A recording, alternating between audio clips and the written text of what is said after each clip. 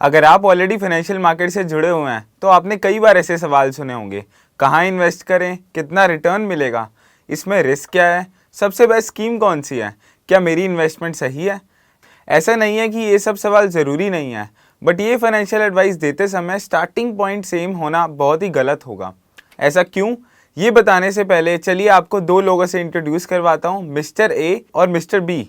Mister A एक 55 year old nationalized bank employ हैं जो अपने रिटायरमेंट के लिए कॉर्पस बनाना चाह रहे हैं, और वहीं मिस बी एक 10 साल की बच्ची हैं जिनका सपना है बड़े होकर स्पेस साइंटिस्ट बनने का।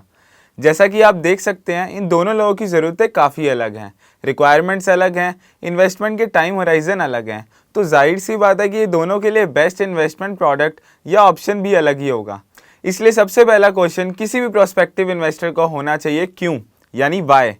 क्यों आप इन्वेस्ट करना चाहते हैं, ऑब्जेक्टिव क्या है इन्वेस्ट करने का, क्या गोल अचीव करना चाहते हैं। तो आज NSM 5A के इस पहले चैप्टर को हम इन स्टोरीज की मदद से समझते हैं, और इसी बीच मैं आपको कुछ इंपॉर्टेंट टर्म्स और डेफिनेशंस भी समझाता रहूँगा। ये ना केवल आपको NSM एग्जाम क्लियर करने में मदद करेगा, बल्कि आपकी नॉलेज को भी एनहेंस करेगा, which will help you in becoming a successful financial advisor. आगे बढ़ने से पहले मैं Aditya Birla sun life AMC को भी थैंक यू बोलना चाहूँगा। Aditya Birla sun life mutual fund हमें इस नए चैनल के लिए नॉलेज और रिसोर्सेज का सपोर्ट दे रहे हैं। इनके सपोर्ट की वजह से हम और बढ़िया तरीके से अपने 140 करोड़ साथियों के लिए इन्वेस्टमेंट को सही और आसान बना पाएंगे। मैं हूं अक्षत गिरोत्रा और आप देख रहे हैं जेड फंडशाला।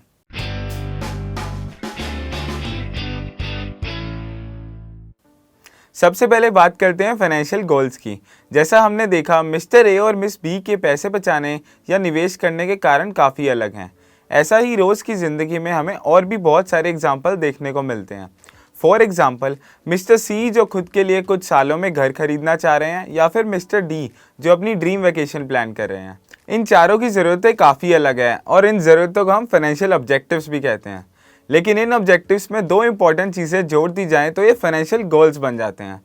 एक तो है अमाउंट, यानी कि कितनी रकम की ज़रूरत पड़ेगी इन ऑब्जेक्टिव्स को अचीव करने के लिए, और दूसरा है टाइमलाइन, यानी कब तक उन ऑब्जेक्टिव्स के लिए पैसा जोड़ने का समय है।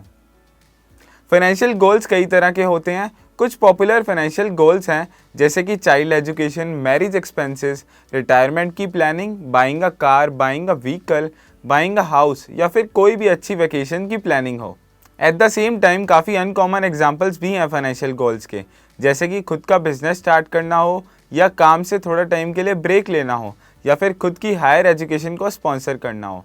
इन सब चीज़ों के लिए हमें अपनी इनकम से थोड़ा थोड़ा करके जमा करना पड़ता है, और इसे सही जगह पर निवेश करना पड़ता है। इसके लिए इन फाइनेंशियल गोल्स को सेट करना बहुत इंपॉर्टेंट हो जाता है, जिसे कहते हैं गोल सेटिंग। गोल सेटिंग का सबसे पहला कदम है इन लाइफ इवेंट्स को आइडेंटिफाई करना। अब ये इवेंट्स डिज़ायरेबल भी हो सकते हैं, जैसे कि रिटायरमेंट, चाइल्ड एजुकेशन एट्सेट्रा, और अनडिज़ायरेबल भी हो सकते हैं, जैसे hospitalization, theft etcetera. In the former case investments करके उन इवेंट्स के लिए प्लान किया जा सकता है। In the latter case investors emergency corpus और इंश्योरेंस जैसे प्रोडक्ट्स पर रिलाई कर सकते हैं। एक बार सारे लाइफ इवेंट्स आइडेंटिफाई हो जाएं तो सेकंड स्टेप आता है कि उनमें प्रायोरिटी सेट करना, यानी ये देखना कि सबसे इंपॉर्टेंट कौन सा है और उनको प्रायोरिटी वाइज रखना। जैसे कि एजुकेशन या रिटायरमेंट के लिए प्लान करना ज़्यादा इंपॉर्टेंट है, और वहीं एक ग्रैंड वेकेशन एक गुड टू हैव गोल है, यानी अगर अचीव हो गया तो अच्छा है, और नहीं भी हुआ तो भी चल जाएगा। उसके बाद है सबसे इंपॉर्टेंट स्टेप, गोल्स को एक टाइमलाइन में रखना और इनके लिए एक रिक्वायर्ड अमाउंट सेट करना। फॉर एग्जाम्पल, जैसे मिस्टर सी को एक घर खरीदना है, तो उसमें उन्हें ये डिसाइड करना होगा कि किस तरह का घर चाहिए, लोकेशन क्या होगी और क्या साइज़ रहेगा एट्सेट्रा, ताकि इन फैक्टर्स की मदद से एक अप्रॉक्सीमेट कॉस्ट निकल पाए। अब इसके बाद ये डिसाइड करना ज़रूरी होगा कि कितने साल बाद चाहिए, यानी कि टाइमलाइन क्या है। सो ये टाइमलाइन जब हम असाइन कर देंगे इस गोल पर, तो उस हिसाब से हम इन्वेस्टमेंट्स को प्लान कर पाएंगे, जिससे कि इसे टाइम पर अचीव किया जा सके। इस सब से हमें एक बहुत इंपॉर्टेंट अंडरस्टैंडिंग मिलेगी कि इन्वेस्टर की रिक्वायरमेंट क्या और कितनी अर्जेंट है। ये क्या नियर टर्म रिक्वायरमेंट्स हैं या फिर इनके लिए समय है, जो हमें अब अपने अगले सेक्शन पर ले आता है, short term needs versus long term goals. Financial goals figure out हो जाने के बाद में उन्हें क्लासीफाई करने की ज़रूरत होती है टाइमलाइन और उनकी इंपॉर्टेंस के हिसाब से।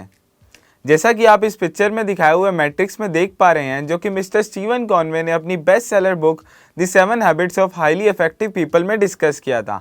इसकी हेल्प से आप अपने गोल्स को क्लासीफाई कर सकते हैं टाइम पीरियड और उनकी इंपॉर्टेंस के हिसाब से। टेन्योर को नज़र में रखते हुए आप अपने गोल्स को क्रिटिकल इंपॉर्टेंस, ड्रीम्स या फिर good to have goals column में डाल सकते हैं। इससे हम सबसे पहले अपनी इन्वेस्टमेंट्स और सेविंग को रूट कर पाएंगे सबसे इंपॉर्टेंट गोल्स के लिए। देन इफ़ रिसोर्सेज अलाउ करते हैं तो हम अपने ड्रीम्स या गुड टू हैव गोल्स के लिए भी पैसा एलोकेट कर पाएंगे। अगर हमारी इस वीडियो सीरीज़ की बात करें तो हम ना सिर्फ आपके शॉर्ट टर्म गोल यानी NISM 5A क्लियर करने में हेल्प करने वाले हैं, बल्कि आपके लॉन्ग टर्म गोल यानी सक्सेसफुल एडवाइज़र बनने के हिसाब से भी करिकुलम और रियल लाइफ एग्जाम्पल से सब एक्सप्लेन करने वाले हैं। अपने गोल्स के ऊपर अमाउंट असाइन करते वक्त एक और चीज़ सबसे इम्पॉर्टेंट है कि आप इन्फ्लेशन को भी फैक्टर इन करें। आइए आगे बात करने से पहले इन्फ्लेशन और इसके इम्पैक्ट को भी समझ लेते हैं। इन्फ्लेशन का मतलब सिंपल वर्ड्स में और कुछ नहीं बल्कि महंगाई है, और इसको ध्यान में रखना बहुत ही इंपॉर्टेंट है, वरना आपकी सारी गोल प्लानिंग का कोई भी मतलब नहीं रह जाएगा। क्योंकि जैसा कि हम देख रहे हैं हर चीज़ की कॉस्ट साल बर साल बढ़ती जा रही है, और स्पेशली हेल्थ केयर और एजुकेशन की तो बहुत तेज़ी से बढ़ रही है। जैसे मिस बी के एग्जाम्पल लेकर ही बात करें तो मान लीजिए कि आज की डेट पर उनकी कॉलेज फीस 50 लाख की है, तो अगर इन्फ्लेशन को कंसीडर करेंगे at the expected rate of 8%, तो उनके पेरेंट्स को 10 साल बाद 50 लाख नहीं बल्कि 1.07 करोड़ के आसपास का कॉर्पस बनाने के लिए प्लान करना होगा। अगर बात करें इम्पैक्ट की, तो इन्फ्लेशन का लॉन्ग टर्म गोल्स पर ज़्यादा बड़ा इम्पैक्ट होगा as compare to short term goals. ये तो बात हो गई इन्वेस्टर्स के फाइनेंशियल गोल्स की, पर अब ये बात आती है कि इन्हें पूरा कैसे किया जाए। इन गोल्स को सेविंग्स और इन्वेस्टमेंट्स के जरिए पूरा किया जा सकता है। तो क्या सेविंग्स और इन्वेस्टमेंट वर्ड का मतलब सेम है या फिर ये अलग अलग वर्ड है? अगर अलग हैं तो इनमें से कौन सा बेटर है, सेविंग्स या इन्वेस्टमेंट्स? सेविंग्स का मतलब होता है अपनी मंथली इनकम का कुछ पार्ट सेव करना। यहाँ पर ऑब्जेक्टिव रहता है सेफ्टी ऑफ मनी का। On the other hand investment करने का ऑब्जेक्टिव रहता है रिटर्न्स या प्रॉफिट बनाना। और वहीं एक चीज़ ध्यान रहे कि ये दोनों को बिल्कुल अलग अलग समझना भी सही नहीं है, क्योंकि ये एक ही प्रोसेस का पार्ट है। यानी कि इन्वेस्टमेंट से पहले सेविंग आती है, और इन सिंपल वर्ड्स आप सेव करोगे तभी इन्वेस्ट करोगे ना। अब जब हमने इन्वेस्टमेंट का मतलब समझ लिया है तो आइए ये देखते हैं कि इन्वेस्टमेंट को सेलेक्ट कैसे किया जाए, कैसे जांचा जाए कि किस तरह की इन्वेस्टमेंट्स अपने गोल्स को अचीव करने के लिए सही रहेगी। तो चलिए let's have a look at different factors to evaluate your investments. इसमें 3 सबसे इंपॉर्टेंट फैक्टर्स होते हैं अपनी इन्वेस्टमेंट्स को इवैल्यूएट करने के लिए, विच इज़ सेफ्टी, लिक्विडिटी और रिटर्न्स।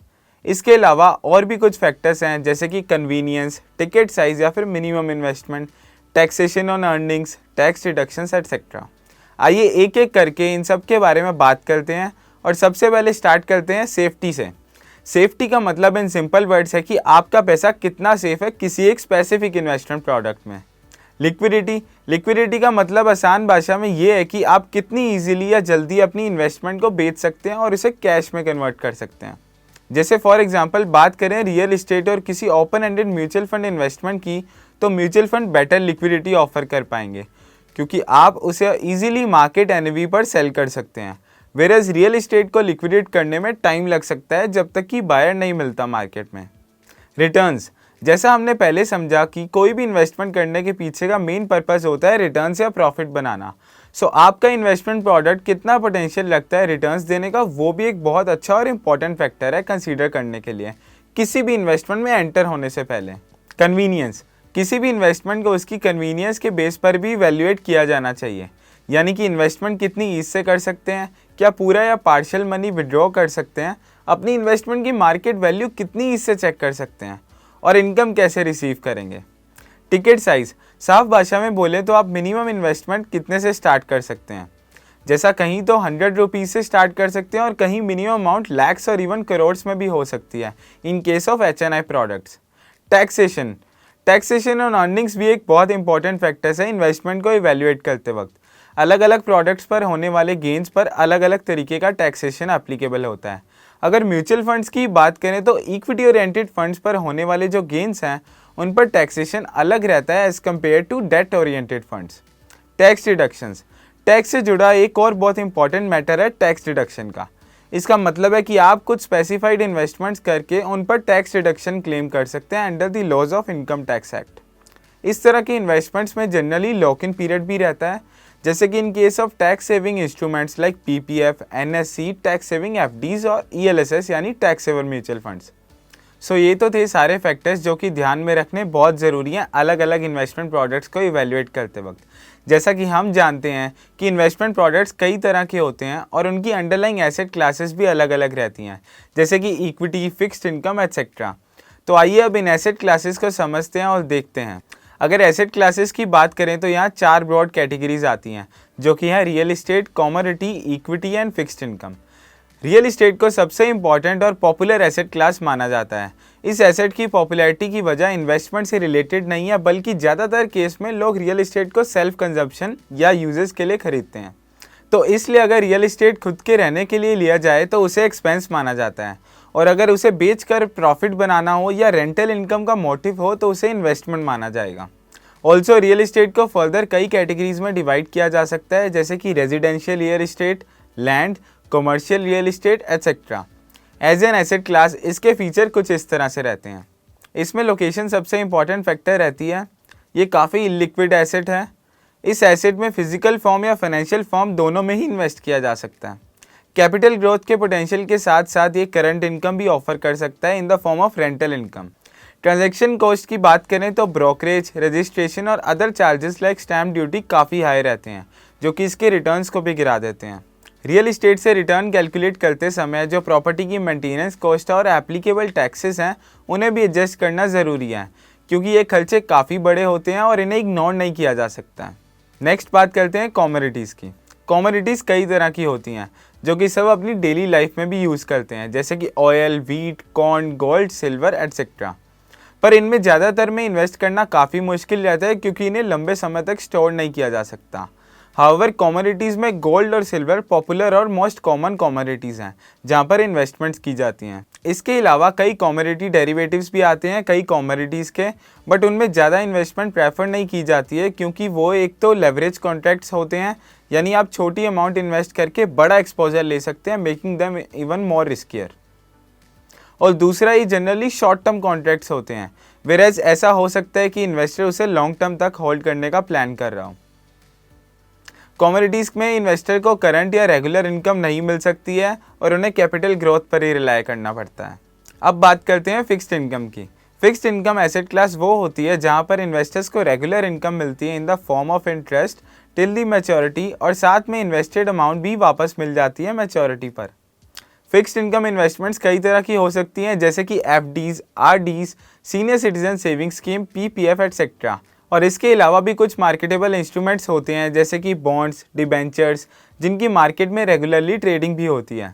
इस तरह के बॉन्ड्स और पेपर्स कई पब्लिक और private sector companies, bank, central और स्टेट गवर्नमेंट्स द्वारा इशू किए जाते हैं। ये बॉन्ड्स जनरली रेगुलर इंटरेस्ट पे आउट्स भी देते हैं, सो इन्वेस्टर एक फिक्स पीरियोडिक इनकम भी एक्सपेक्ट कर सकते हैं। और अगर रिस्क की बात करें तो इक्विटी से कंपैरेटिवली कम रहता है। अब बात करते हैं इक्विटी की। इक्विटी यानी एक हिस्सा कंपनी का। इक्विटी एसेट क्लास में इन्वेस्टमेंट्स करके आप प्राइवेट और पब्लिक कंपनीज के ग्रोथ पोटेंशियल में हिस्सा ले सकते हैं। हिस्टोरिकली अगर बात करें तो equity as an asset class ने इन्फ्लेशन से ज़्यादा ही रिटर्न्स दिए हैं। ऑल तो और इक्विटी के रिटर्न्स बाकी सभी इन्वेस्टमेंट एवेन्यू से ज़्यादा ही रहे हैं लॉन्ग टर्म में। इक्विटी ना सिर्फ कैपिटल ग्रोथ की अपॉर्चुनिटी देता है कंपनीज के शेयर प्राइसेस में मूवमेंट्स के जरिए, बल्कि साथ में डिविडेंड इनकम का भी स्कोप देता है, जब कंपनीज अपने प्रॉफिट का कुछ हिस्सा इन्वेस्टर्स को भी पास ऑन करती हैं। इक्विटी में इन्वेस्टमेंट करने के कई ऑप्शंस अवेलेबल हैं, जैसे कि स्टॉक्स, म्यूचुअल फंड्स, ईटीएफ यानी एक्सचेंज ट्रेडेड फंड्स एटसेट्रा। सो ये तो था इक्विटी और अदर एसेट क्लासेस के बारे में। इन सभी एसेट कैटेगरीज को डिफरेंट इन्वेस्टमेंट एवेन्यूज़ में डिवाइड किया जा सकता है, जैसा कि आप स्क्रीन पर देख रहे हैं। हमने मेन एसेट क्लासेस और उनसे जुड़े इन्वेस्टमेंट एवेन्यूज़ को तो देख लिया है, पर किसी भी इन्वेस्टमेंट ऑप्शन को अच्छे से समझने के लिए ये भी बहुत ज़रूरी है कि हम उससे जुड़े रिस्क को समझें। तो चलिए अब बात करते हैं इन्वेस्टमेंट रिस्क के बारे में। रिस्क बहुत अलग अलग तरीके के होते हैं, जैसे कि inflation risk, liquidity risk, credit risk, market risk और इंटरेस्ट रेट रिस्क। आइए इनके बारे में एक एक करके बात करते हैं। सबसे पहले स्टार्ट करते हैं इन्फ्लेशन रिस्क से। इन्फ्लेशन रिस्क को समझने के लिए ये बहुत ज़रूरी है कि हम पहले ये समझें कि इन्फ्लेशन क्या है। इन्फ्लेशन को प्राइस इन्फ्लेशन या महंगाई भी कहा जाता है। जब किसी भी कमोडिटी, प्रोडक्ट या सर्विस का प्राइस बढ़ जाता है तो वो जनरली इन्फ्लेशन की वजह से होता है। इन्फ्लेशन की वजह से किसी भी इंडिविजुअल की परचेजिंग पावर भी कम हो जाती है। इसको एक एग्जांपल से समझते हैं। मान लेते हैं कि इन्फ्लेशन हर साल 8% का चल रहा है, तो अगर किसी चीज़ को आज हम 10,000 रुपये में ख़रीद सकते हैं, तो उसी सेम चीज़ को अगर हम 5 साल बाद ख़रीदेंगे तो हमें लगभग 14,693 रुपीज़ चाहिए होंगे। इसका मतलब है कि कुछ तो इस चीज़ की प्राइस में चेंज आया और कुछ रुपए की परचेजिंग पावर भी कम हो गई है। इन द सेम एग्जाम्पल, मान लो कि अगर 10 साल बाद खरीदते हैं तो हमें लगभग 21,589 रुपीज़ चाहिए होंगे। और उसी तरह से जैसे आप स्क्रीन पर देख पा रहे हैं, अगर हम 20 या 30 साल बाद उसी चीज़ को खरीदते हैं तो इस तरह का रह सकता है ड्यू टू इन्फ्लेशन। तो इसलिए इन्फ्लेशन को रिटर्न्स कैलकुलेट करते वक्त भी फैक्टर इन करना बहुत इंपॉर्टेंट है, सो दैट ये पता लग जाए कि क्या वो इन्वेस्टमेंट रिटर्न पॉजिटिव दे पा रही है। तो जब इन्वेस्टमेंट के रिटर्न से इन्फ्लेशन को एडजस्ट कर दिया जाता है यानी माइनस कर दिया जाता है, तो उस रिटर्न को बोलते हैं रियल रेट ऑफ रिटर्न। तो इसलिए इन्फ्लेशन को रिटर्न्स कैलकुलेट करते वक्त भी फैक्टर इन करना बहुत ज़रूरी है, सो दैट कि ये पता लग जाए कि इन्वेस्टमेंट पॉजिटिव रिटर्न्स दे पा रही है। तो जब इन्वेस्टमेंट के रिटर्न्स में से इन्फ्लेशन रेट को एडजस्ट या माइनस कर दिया जाता है, तो उस रिटर्न को हम बोलते हैं रियल रेट ऑफ रिटर्न, यानी जो रियल रेट दिखेगा उस इन्वेस्टमेंट पर इन्फ्लेशन हटा देने के बाद में। और वहीं जब रिटर्न कैलकुलेशन बिना इन्फ्लेशन को एडजस्ट किए किया जाता है तो उसे नॉमिनल रेट कहा जाता है। नेक्स्ट आता है लिक्विडिटी रिस्क। लिक्विडिटी रिस्क, जैसा कि नाम से समझ आ रहा है, अपनी इन्वेस्टमेंट्स को लिक्विडेट यानी कैश में कन्वर्ट करने से जुड़े हुए रिस्क की बात करता है। ऐसा हो सकता है कि इन्वेस्टर को पैसे की इन्वेस्टमेंट की मैच्योरिटी से पहले ही ज़रूरत पड़ जाए और वो उसे बेच भी ना पाए क्योंकि कम लिक्विडिटी की वजह से, या फिर उसे ज़्यादा टाइम लग जाए बेचने में।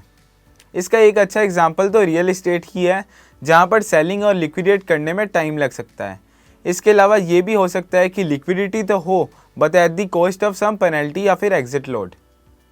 फॉर एग्जांपल, मान लीजिए कि आप 5 साल की एफडी करते हैं और उसमें आप सेकेंड ईयर में ही उसे क्लोज करना चाह रहे हैं पैसे की ज़रूरत की वजह से।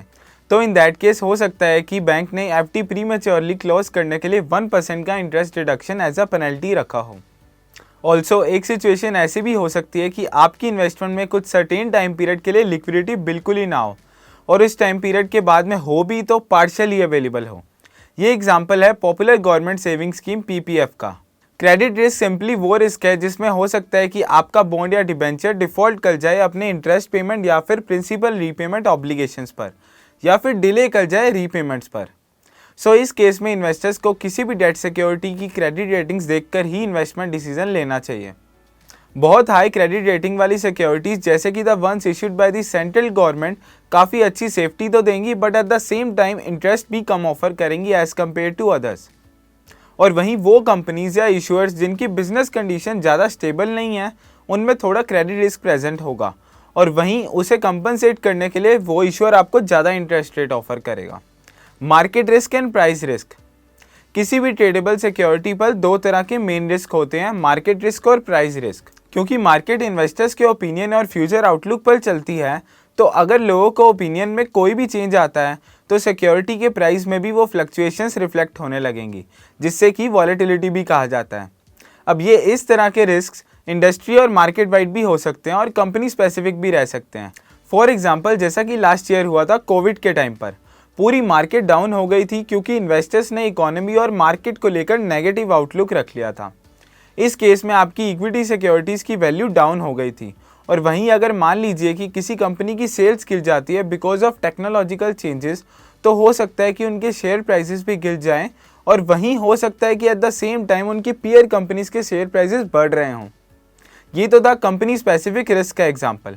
इसके अलावा ये भी हो सकता है कि पूरी इंडस्ट्री या सेक्टर ही डाउनफॉल एक्सपीरियंस कर जाए because of some government policy changes, technological changes या फिर कुछ और।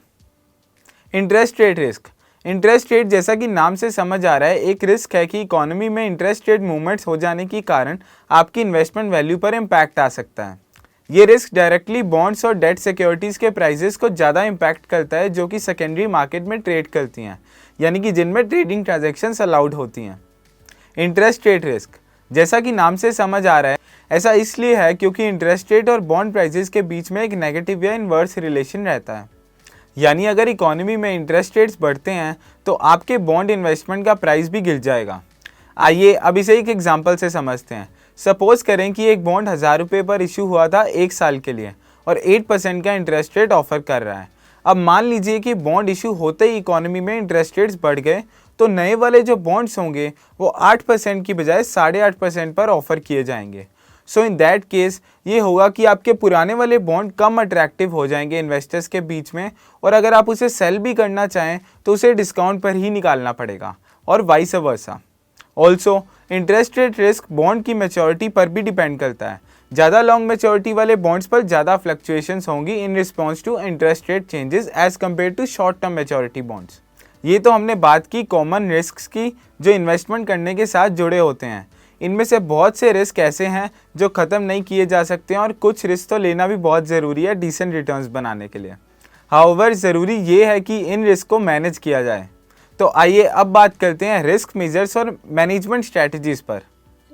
इन्वेस्टमेंट रिस्क मैनेज करने के लिए कुछ सिंपल सी स्ट्रैटेजीज अडॉप्ट की जा सकती हैं, जैसे कि avoid taking a position to benefit from some event और डेवलपमेंट, या फिर डिवर्सिफाइंग योर इन्वेस्टमेंट्स। अवॉइड की बात करें तो जैसा कि नाम से समझ आ रहा है, इन्वेस्टर्स कुछ इन्वेस्टमेंट प्रोडक्ट्स को तो कम्प्लीटली अवॉइड कर सकते हैं अगर वो रिस्क नहीं लेना चाहते हैं तो। Next, taking a position to benefit from some event और डेवलपमेंट।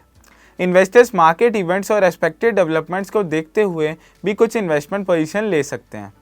यानी कि अगर मान लीजिए कि एक बॉन्ड इन्वेस्टर एक्सपेक्ट कर रहा है कि इकोनॉमी में इंटरेस्ट रेट डाउन होगा, देन इन दैट केस वो शॉर्ट टर्म मैच्योरिटी वाले बॉन्ड सेल कर सकता है और लॉन्ग टर्म मैच्योरिटी वालों में इन्वेस्ट कर सकता है। अगर इंटरेस्ट रेट डाउन हो गए तो काफ़ी फ़ायदा हो सकता है इन्वेस्टर को, क्योंकि बॉन्ड प्राइसेस बढ़ जाएंगे दिस केस में। And eight the same time अगर ऐसा नहीं हुआ तो नेगेटिव रिटर्न्स भी देखने को मिल सकते हैं। सो ये एक एग्जांपल था इंटरेस्ट रेट रिस्क मैनेज करने का। इस तरह की इन्वेस्टमेंट्स और पोजीशन लेने के लिए काफ़ी हाई नॉलेज की रिक्वायरमेंट होती है। सो ज़्यादातर इन्वेस्टर्स के लिए ये रिकमेंडेड नहीं है, क्योंकि इसमें काफ़ी हाई रिस्क होता है। Next, diversify. पिछली स्ट्रैटेजी में तो काफ़ी हाई नॉलेज की रिक्वायरमेंट है, but diversification strategy comparatively easy है इम्प्लीमेंट करना। इसमें इन्वेस्टर डिफरेंट एसेट क्लासेस या विद इन कैटेगरीज में इन्वेस्ट करता है और अपने पोर्टफोलियो के ओवरऑल रिस्क को कम कर लेता है। रिस्क मैनेजमेंट की बात करें तो रिस्क को मैनेज करने से पहले उन्हें मेज़र करना यानी नापना बहुत ज़रूरी है। क्रेडिट रिस्क को तो क्रेडिट रेटिंग्स या स्प्रेड से एस्टिमेट किया जा सकता है, और वहीं रिस्क रिलेटेड टू वॉलेटिलिटी और fluctuation in the price of asset, ये सब हम मेज़र कर सकते हैं वेरिएंस, स्टैंडर्ड डेविएशन, बीटा के थ्रू, जिन सब के बारे में हम अगले चैप्टर्स में भी डिस्कस करेंगे। ये तो थे कुछ मेजर्स और रिस्क मैनेजमेंट स्ट्रैटेजीज जो कि अडॉप्ट की जा सकती हैं इन्वेस्टमेंट रिस्क को कम करने के लिए। हाउएवर कुछ ऐसे भी रिस्क हैं जो इन्वेस्टमेंट करने से रिलेटेड नहीं बल्कि इन्वेस्टर के इमोशनल बिहेवियर से रिलेटेड हैं खुद की इन्वेस्टमेंट्स को लेकर, और इन रिस्क को समझना भी बहुत ज़रूरी है। इन्हें बिहेवियरल बायसेस कहा जाता है। आइए अब इन रिस्क को समझते हैं।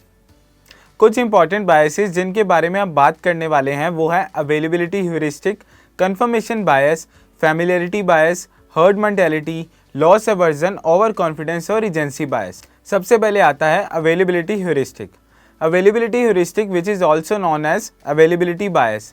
ये देखा गया है कि बहुत से लोग अपने पास्ट एक्सपीरियंसेस पर रिलाई करते हैं जो उन्हें इमीडिएटली माइंड में आते हैं किसी भी डेटा या इन्फॉर्मेशन को एनालाइज या प्रोसेस करते वक्त। इन्वेस्टमेंट की दुनिया में इसका मतलब है कि अच्छी रिसर्च नहीं की गई है वाइल इवैल्यूएटिंग इन्वेस्टमेंट ऑप्शंस। इसकी वजह से हम कुछ इंपॉर्टेंट इन्फॉर्मेशन पर मिस आउट कर देते हैं जो कि रिस्क को बढ़ा देते हैं। कन्फर्मेशन बायस। कन्फर्मेशन बायस में इन्वेस्टर्स कुछ एडिशनल डेटा या इन्फॉर्मेशन ढूंढ रहे होते हैं उनके बिलीव्स या व्यूज़ को सपोर्ट करने के लिए। दूसरे शब्दों में बोलें तो इन्वेस्टर्स पहले से डिसाइड कर लेते हैं खुद से और फिर उसके लिए डेटा ढूंढते हैं जो कि उनके व्यूज़ को सपोर्ट कर पाए। इसमें इन्वेस्टमेंट रिस्क बढ़ जाती हैं। फैमिलियरिटी बायस, जैसा कि नाम से समझ आ रहा है, इसमें इन्वेस्टर्स फैमिलियर इन्वेस्टमेंट्स पर ही ध्यान देते रहते हैं जो कि उन्हें बेटर अपॉर्चुनिटीज़ को देखने से वंचित कर देता है। हर्ड मेंटालिटी, आसान शब्दों में इसका मतलब है कि अक्सर फाइनेंशियल मार्केट्स में इन्वेस्टर्स एक ग्रुप का पार्ट होकर या फिर उस भीड़ के साथ ही चलने लगते हैं, जबकि ऐसे बहुत से एग्जाम्पल्स हैं जहां पर सबके अपोजिट जाकर भी इन्वेस्टर्स ने अच्छा प्रॉफिट बनाया है। Loss aversion. लॉस एवर्जन कहता है कि लोगों में देखा गया है कि वो लॉस को अवॉइड करना प्रेफर करते हैं सेम अमाउंट के गेन से भी ज़्यादा, यानी कि उनके अकॉर्डिंग 5,000 का प्रॉफिट कमाने से अच्छा होगा कि 5,000 का लॉस ना हो। इस तरह का बिहेवियर कुछ अच्छी प्रॉफिटेबल अपॉर्चुनिटीज़ मिस करवा देता है इन्वेस्टर्स को। ओवर कॉन्फिडेंस, ये तो एक बहुत ही कॉमन बायस है जो कहता है कि इन्वेस्टर्स को खुद के जजमेंट और डिसीजन मेकिंग पर ओवर कॉन्फिडेंस हो जाता है। इससे उन्हें ये लगने लगता है कि वो दूसरों से अच्छे हैं जबकि रियलिटी कुछ और होती है। इससे रिस्क बढ़ सकते हैं जहाँ पर इन्वेस्टर्स ने बिना इन्वेस्टमेंट को अच्छे से समझे इन्वेस्ट किया हो। रिजेंसी बायस मतलब कि हाल ही में हुए मार्केट इवेंट्स का इम्पैक्ट इन्वेस्टमेंट डिसीजन मेकिंग पर काफ़ी ज़्यादा रहता है और ये पॉजिटिव और नेगेटिव दोनों ही सिनेरियो में एप्लीकेबल होता है। इन्वेस्टर्स करंट कंडीशंस पर वही एक्सपीरियंस के साथ जोड़ने लगते हैं और एक्सपेक्ट करते हैं कि फिर से वही होगा। फॉर एग्जाम्पल, बुल मार्केट में इन्वेस्टर रिस्की एसेट्स में रिकमेंडेड से भी ज़्यादा पोर्शन इन्वेस्ट करने लगते हैं ज़्यादा रिटर्न्स बनाने के लिए। सो इन सब से एक चीज़ तो क्लियर है कि इन्वेस्टमेंट में रिस्क तो रहेंगे, फिर चाहे वो इन्वेस्टमेंट से रिलेटेड हों या फिर इमोशनल डिसीजन मेकिंग से रिलेटेड हों। सो किस तरह से इन्वेस्टर के लिए रिस्क को कम किया जाए और इन्वेस्टमेंट कैसे प्लान की जाए, ये पॉसिबल है रिस्क प्रोफाइलिंग के थ्रू। आइए समझते हैं रिस्क प्रोफाइलिंग क्या होता है। रिस्क प्रोफाइलिंग में सिंपली इन्वेस्टर की रिस्क एपेटाइट को आइडेंटिफाई किया जाता है सो दैट कि उन्हें ऐसी म्यूचुअल फंड स्कीम्स ना रिकमेंड की जाएं जो उनके लिए रिस्क एपेटाइट से ज़्यादा हो सकती हैं। रिस्क एपेटाइट जानने के लिए 3 चीज़ों को इवैल्यूएट करना काफ़ी ज़रूरी रहता है: the need to take risk, the ability to take risk, the willingness to take risk. इसमें नीड टू टेक रिस्क में आता है कि मान लीजिए जब इन्वेस्टर्स को हाई रिटर्न चाहिए होते हैं अपने गोल्स को टाइम पर अचीव कर पाने के लिए। एबिलिटी टू टेक रिस्क का मतलब है कि इन्वेस्टर्स की रिस्क लेने की एबिलिटी उसकी फाइनेंशियल एबिलिटी या पोजीशन और इन्वेस्टमेंट होराइजन यानी टाइम पीरियड के बेस पर। और वहीं विलिंगनेस रिस्क हैंडल करने की साइकोलॉजिकल कैपेसिटी पर बात करता है। एक एडवाइज़र को इन्हीं सब फैक्टर्स को समझना और इसमें एक बैलेंस क्रिएट करना है और उसी हिसाब से पोर्टफोलियो क्रिएट करना है। अब जब हमने रिस्क प्रोफाइलिंग को भी समझ लिया है तो अब ये समझते हैं कि पैसा फाइनली एलोकेट कैसे करना है अक्रॉस डिफरेंट एसेट्स और एसेट क्लासेस, जिससे कि डाइवर्सिफिकेशन भी मिल जाए और इन्वेस्टर्स अपने गोल्स भी अचीव कर पाए। आइए समझते हैं एसेट एलोकेशन के बारे में। एसेट एलोकेशन का साफ भाषा में मतलब है कि इन्वेस्टर के पैसे कई तरह के एसेट्स में एलोकेट करना, जैसे कि equity, debt, real estate, gold etcetera, किसी ऑब्जेक्टिव को अचीव करने के लिए। हाउएवर मोस्टली केसेस में ऐसा हो सकता है कि पैसा तो एलोकेट होता है डिफरेंट एसेट क्लासेस में बट बिना किसी ऑब्जेक्टिव या पर्पस के। सो बात करें एसेट एलोकेशन की तो ये एक ऐसा प्रोसेस है जहाँ पर डिफरेंट एसेट कैटेगरीज में पैसा इन्वेस्ट किया जाता है एक डिफाइंड या स्पेसिफिक ऑब्जेक्टिव को अचीव करने के लिए। सबसे मेन आइडिया एसेट एलोकेशन के पीछे किसी ऑब्जेक्टिव को अचीव करने का ही है और इसमें एक प्रोसेस फॉलो किया जाता है जिसके स्टेप्स को इग्नोर नहीं किया जा सकता है। तो जो भी अप्रोच एसेट एलोकेशन के लिए चूज़ की जाती है उसमें इन्वेस्टर को सारे स्टेप्स पूरे करने होते हैं अपने ऑब्जेक्टिव को अचीव कर पाने के लिए। 2 सबसे पॉपुलर एसेट एलोकेशन की अप्रोचेस हैं, स्ट्रेटेजिक एसेट एलोकेशन और tactical asset allocation. Strategic asset allocation में एलोकेशन को इन्वेस्टर के फाइनेंशियल गोल्स के हिसाब से रखा जाता है। इसमें एक्सपेक्टेड रिटर्न्स को कंसीडर किया जाता है जो कि इन्वेस्टर्स को उनके गोल अचीव करने में हेल्प कर सकते हैं गिवन देयर इन्वेस्टमेंट होराइजन और रिस्क प्रोफाइल। इसमें टारगेट एसेट एलोकेशन को परसेंटेज टर्म्स में हर एसेट के हिसाब से रखा जाता है after analysing the needs and risk appetite of investors. उस परसेंटेज टारगेट को ही स्ट्रेटेजिक एसेट एलोकेशन भी कहा जाता है। Tactical asset allocation. Tactical asset allocation strategic asset allocation से काफ़ी अलग चलते हुए डायनेमिकली एसेट एलोकेशन चेंज करने का प्लान करता है। अप्रोच का मेन बेनिफिट होता है कि मार्केट में डिफरेंट अपॉर्चुनिटीज़ और इवेंट्स का फ़ायदा उठा पाए और अच्छे रिस्क एडजस्टेड रिटर्न्स भी बना पाए। दूसरे शब्दों में इसका मतलब है कि पोर्टफोलियो के रिस्क को कम करना बिना रिटर्न्स को कॉम्प्रोमाइज़ किए या फिर पोर्टफोलियो के रिटर्न्स को बढ़ाना बिना रिस्क को बढ़ाए, इसलिए इसे डायनामिक एसेट एलोकेशन भी बोला जाता है। टैक्टिकल एसेट एलोकेशन टिपिकली मंजे हुए इन्वेस्टर्स के लिए सही रहता है जो कि बड़ी अमाउंट से इन्वेस्ट करते हैं। इन्वेस्टर्स इन दोनों में से कोई भी एसेट एलोकेशन अप्रोच चूज़ कर सकते हैं, पर यह हो सकता है कि एसेट एलोकेशन में कुछ मॉडिफिकेशंस करने पड़े फ्रॉम टाइम टू टाइम और इसे रीबैलेंसिंग भी कहा जाता है। आइए रीबैलेंसिंग को एक एग्जांपल से समझते हैं। मान लीजिए कि किसी इन्वेस्टर के लिए 50-50 एसेट एलोकेशन डिसाइड किया गया है इक्विटी और डेट में और लगभग 1 साल बाद एसेट ए यानी इक्विटी 20% ऊपर चला जाता है और एसेट बी यानी डेट 5% डाउन हो जाता है। तो in that case obviously allocation अपने टारगेट से हट गया है। माने अगर 1,000 दोनों में इन्वेस्ट किया गया था तो वो अब इक्विटी में तो 1200 हो गया है और डेट में वो 950 हो गया है with total portfolio value standing at 2150 rupees. तो इस हिसाब से अब एलोकेशन 55.81:44.19 का हो चुका है और अब इसे 50-50 करने की ज़रूरत है टारगेट पर रहने के लिए। तो इसे करेक्ट करने के लिए कुछ हिस्सा ए का बेचना पड़ेगा और कुछ बी का खरीदना पड़ेगा। इसी पीरियोडिक चेंज या मॉडिफिकेशन को ही रीबैलेंसिंग कहा जाता है और ये दोनों ही स्ट्रेटेजिक और टैक्टिकल एसेट एलोकेशन में रिक्वायर्ड होती है। अब जैसा कि हमने पहले भी डिस्कस किया कि इन्वेस्टर को टाइम टू टाइम इन्वेस्टमेंट्स करनी पड़ती हैं अपने गोल्स को अचीव करने के लिए। ये इन्वेस्टमेंट्स कहीं भी हो सकती हैं अपनी रिक्वायरमेंट्स के हिसाब से, जैसे कि equity, government saving schemes, real estate और even precious metals like gold और सिल्वर में। अब इसमें एक ऑप्शन तो आता है कि या तो इन्वेस्टर खुद से ही इन्वेस्ट कर ले इन सिक्योरिटीज़ में, पर इसमें काफ़ी रिसर्च और नॉलेज की रिक्वायरमेंट रहेगी एफिशिएंट रिटर्न्स अचीव कर पाने के लिए। दूसरा ऑप्शन होता है कि आप किसी और प्रोफेशनल या कंपनी को हायर कर सकते हैं जो आपके लिए रिसर्च करके बेस्ट जगह इन्वेस्टमेंट्स कर दे। ये ऑप्शन म्यूचुअल फंड का ही है जहां प्रोफेशनल द्वारा इन्वेस्टमेंट की जाती हैं। अब अगला लॉजिकल क्वेश्चन उठता है कि इन दोनों में से कौन सा बेटर है, खुद से करना या फिर किसी प्रोफेशनल से हेल्प लेकर करना। आइए समझते हैं इस क्वेश्चन को कुछ हिस्सों में डिवाइड करके। पहला तो ये कि क्या इन्वेस्टर ये टास्क खुद से कर सकता है। इसमें बात आती है इन्वेस्टर की एबिलिटी और अंडरस्टैंडिंग की और टाइम की। ऐसा हो सकता है कि इन्वेस्टर के पास रिक्वायर्ड स्किल्स और मार्केट की अंडरस्टैंडिंग ना हो, या फिर हो सकता है कि अगर हो भी तो टाइम ना हो उसे करने के लिए। इन दोनों ही केसेस में यही बेटर रहेगा कि उसे आउटसोर्स कर लिया जाए। अब आती है बात अफोर्डेबिलिटी की कि क्या इन्वेस्टर अफोर्ड कर सकता है आउटसोर्स करना। म्यूचुअल फंड इन्वेस्टमेंट्स के साथ में कुछ कॉस्ट जुड़ी होती हैं, जैसे कि फंड मैनेजमेंट, एडमिनिस्ट्रेशन और डिस्ट्रीब्यूशन फीस और कॉस्ट के बारे में हम अगले चैप्टर्स में खुल के बात करेंगे। पर फिर भी यहाँ मैं आप सबको बताना चाहूँगा कि कॉस्ट पर सेबी ने मैक्सिमम लिमिट्स डिफाइन कर रखी हैं, जिससे ज़्यादा म्यूचुअल फंड या एएमसी आपसे नहीं चार्ज कर सकता है। ज़्यादातर इन्वेस्टर्स गलती करते हैं इन फीस को खुद की मैनेजमेंट में इन्वॉल्व ज़ीरो कॉस्ट से, जो कि गलत है। अगर ऐसे देखेंगे तो हमेशा म्यूचुअल फंड में कॉस्ट ज़्यादा ही आएगी, पर खुद करने में भी कई हिडन कॉस्ट इन्वॉल्व होती हैं, जैसे कि खुद के टाइम की और पोटेंशियल मिस्टेक्स की जो एज अ रिटेल इन्वेस्टर आप कर सकते हैं कम रिसोर्सेज और नॉलेज होने के कारण, जिससे कि रिटर्न एफिशिएंसी अचीव करना काफ़ी मुश्किल हो जाएगा। तो इसलिए मोस्ट रिटेल इन्वेस्टर्स के लिए म्यूचुअल फंड्स बेटर ऑप्शन रहते हैं इन्वेस्टमेंट्स करने के लिए खुद की जगह। सो इसी के साथ हमारा फर्स्ट चैप्टर इन्वेस्टमेंट लैंडस्केप होता है ख़त्म। अगर आपने यहाँ तक देख लिया है तो आपको डेफिनेटली काफ़ी अंडरस्टैंडिंग हो गई होगी। इससे अगली वीडियो में हम इसी चैप्टर का क्वेश्चन बैंक लेकर आएंगे, जिससे आप अपनी रिवीजन भी कर पाएंगे। So stay tuned and subscribe to our channel for regular updates on our videos.